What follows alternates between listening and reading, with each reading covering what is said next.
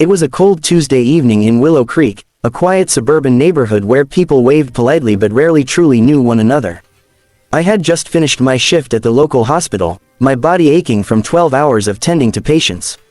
All I wanted was to go home, sink into my couch, and enjoy the dinner I had ordered from my favorite Thai restaurant.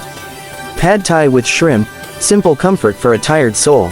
When I pulled into my driveway, the sky had already turned a deep orange, the kind that looks beautiful but feels lonely when you live alone. My phone buzzed. "Your order has been delivered," the text read. Relief washed over me. I imagined that first bite, the warmth, the spice. But as I stepped onto my porch, the familiar brown paper bag wasn't there.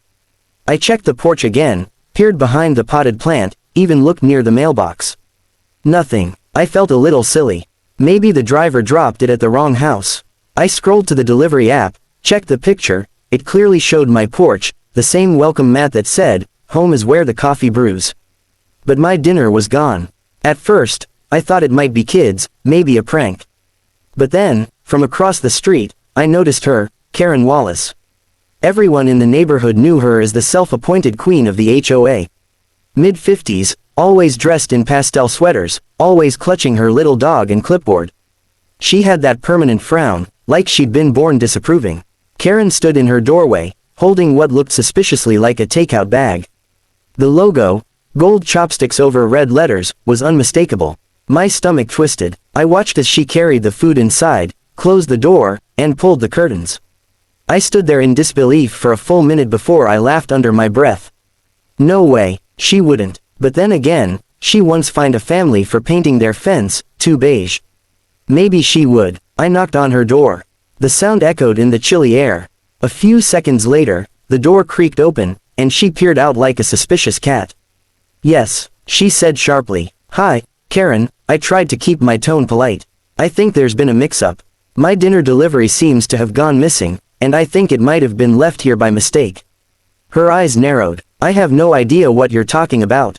Behind her, the unmistakable scent of Thai food floated out. Garlic, peanuts, lime. My stomach clenched. Maybe the driver accidentally dropped it off. I said gently, "It happens. I didn't order anything," she snapped. "And you shouldn't accuse people without proof." Very unneighborly. Then she shut the door in my face. I stood there, stunned. It wasn't about the food anymore, it was about the principle. I worked with people who struggled every day, and here was someone who lived comfortably, stealing because she thought she could. I went back home, trying to calm myself. I could have let it go, but something about her arrogance lit a quiet fire inside me. Later that night, I checked the security camera on my porch. Sure enough, 10 minutes after the delivery driver left, there she was, Karen, walking briskly across the street, glancing both ways before grabbing the bag and retreating. The next day, I printed the footage and brought it to the WA meeting. Karen, as always, was presiding over it, lecturing about garbage bins and lawn heights. When it was my turn to speak, I stood and quietly played the clip.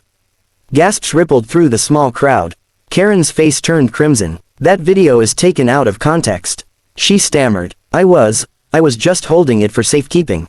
But no one believed her. The president of the HOA, a man who usually followed her every rule, leaned forward and said, "Karen, that's theft." She glared at me, venom in her eyes. "This is ridiculous. You people are all against me." She stormed out, slamming the door behind her. I thought that would be the end of it. Maybe she'd apologize, maybe not. But 2 days later, I got a call from a police officer. "Ma'am, we received a report that your food theft case involves an amount exceeding $500. I blinked. What? It was just dinner. Yes, but the delivery app recorded multiple charges linked to your address. Apparently someone used your account details to order other meals in your name. The same night, actually. That's when I realized Karen hadn't just stolen my food. She had somehow accessed my account and ordered meals for herself, over and over, probably thinking I wouldn't notice. Maybe she wanted to humiliate me, or maybe it was greed. Either way, it was a crime. When they arrested her, the neighborhood buzzed with gossip. People who once avoided her now whispered at their fences. I didn't feel joy, only sadness. She had been our neighbor, after all. A week later, I saw her again, this time in court. She looked smaller, her confidence gone, wearing a gray sweater instead of her usual bright pastels. When the judge read the charge, Grand larceny over $500, she broke down crying.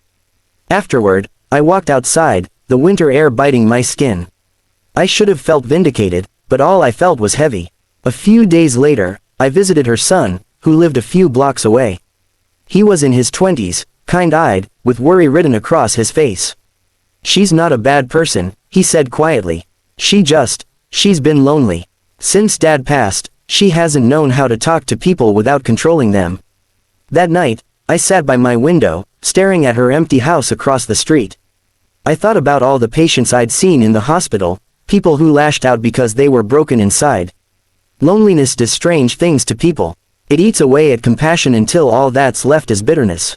So, I did something unexpected. I wrote her a letter. "Dear Karen," I began. "I don't hate you. What you did hurt me, but I understand that sometimes we act out of emptiness. I hope this time helps you reflect, not just on what you did, but on what you've lost along the way. When you come home, if you ever need help starting over, I'll be across the street." I didn't expect a reply. But 2 months later, I got one. It was written shakily, in small cursive letters. "Dear Anna, I don't deserve your kindness, but thank you. I don't know what came over me. I was angry, lonely, and tired of feeling invisible. Seeing your letter made me cry for the first time in years.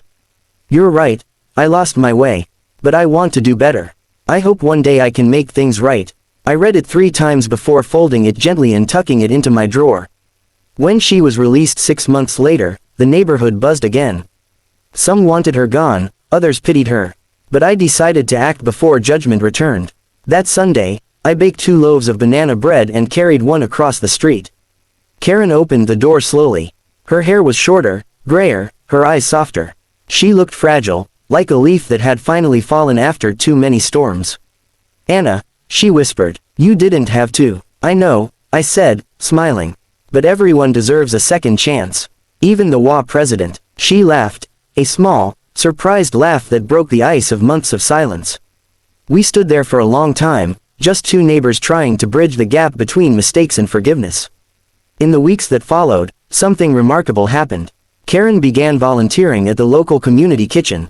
The same hands that once took what wasn't hers now served meals to people who had none. I visited once, quietly watching her hand out plates with a gentleness I hadn't seen before. She wasn't the same woman anymore. One afternoon, she came over with a smile. "You know," she said, "I used to think power meant being in control. But now I think it means being kind even when you don't have to be." I nodded. "You've learned something most people never do." That summer, Willow Creek changed. The neighbors who once avoided each other started talking again. Someone started a community garden. Kids played outside without fear of being scolded. Even the WA meetings became less about rules and more about helping one another. One evening, as the sun dipped below the rooftops, I saw Karen sitting on her porch, her dog curled at her feet, handing out lemonade to kids on bikes. I smiled. Sometimes, justice doesn't end with punishment, it begins with understanding. Months later, on Thanksgiving, I found a note on my doorstep, wrapped with a small gift bag. Inside was a takeout container from that same Thai restaurant. The note read, "Dinner's on me this time. Thank you for teaching me what humanity really means, Karen." I stood there, smiling through tears.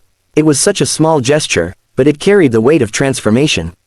People can change. Even those who seem impossible to forgive can find their way back when someone believes they can. That night, as I sat down to eat, the aroma of shrimp and lime filled the air again. But this time, it wasn't just dinner.